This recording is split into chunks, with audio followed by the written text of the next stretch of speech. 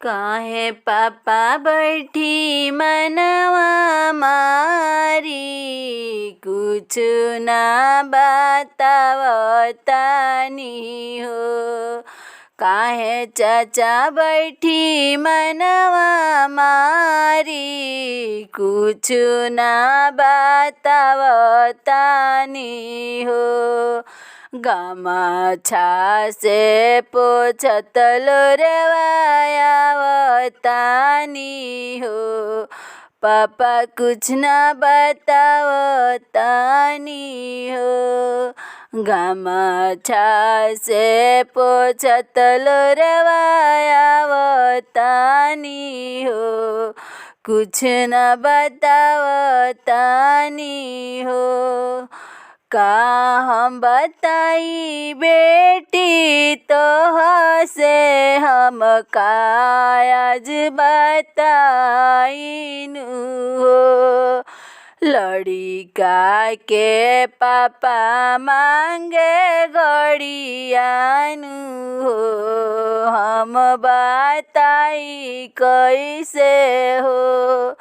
लड़िका के चाचा मांगे गड़ियानु हो। हम बताई कैसे हो। काहे पापा मनवा मारी बैठी आज आंगनवा में हो। काहे चाचा मनवा आज मारी बैठी आज आंगनवा में हो।